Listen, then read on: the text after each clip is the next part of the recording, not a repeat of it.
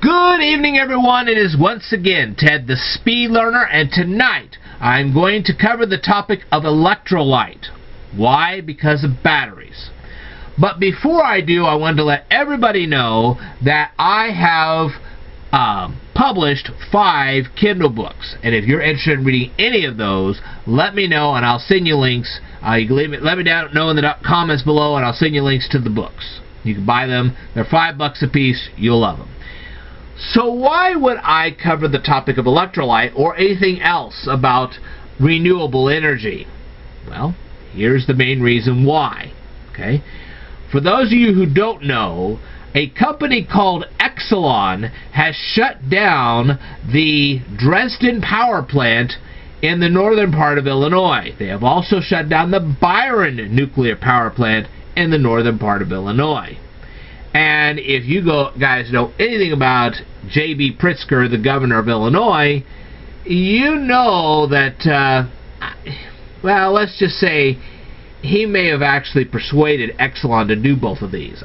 We do know for a fact that he just passed legislation that would, shall I say, pressure the coal mine, well, not the coal mines, but the coal power plants that we have all across the state of Illinois, pressure them to shut down too by 2045, if I remember what I saw.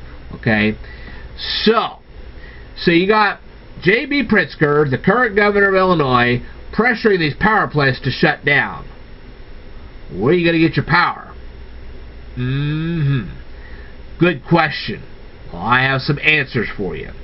And this is not the end of it, not by any means. But what we're going to do is I'm going to present this material, and then after each particular video, there's going to be little cards that's going to pop up at the end of the videos, and you can click and you can watch the next video in the series. Okay? And so you can see kind of where I'm going along with this. Now, in this particular video, I am also going to place little squares. One of them will be to the next video in the series. The other one is going to take you to a video entitled Fresnel lens, and that will give you ideas about what you should do with your solar panels. Okay, so I'll let you check that out. I just did a video about Fresnel panels, Fresnel lens, I don't know, 2 or 3 weeks ago. So anyway, you can watch that presentation. Now, before I define an electrolyte, I have to give you the definition of the word amber. Many people believe that the word amber is a darker shade of yellow. This type of yellow contains a brownish tint. But there is another definition of amber.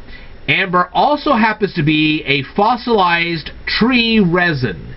If you rub this tree resin, you will create static electricity. The Greeks created a word for this static electricity. That word is electron. Okay, it's spelled E-L-E-K-T-R-O-N.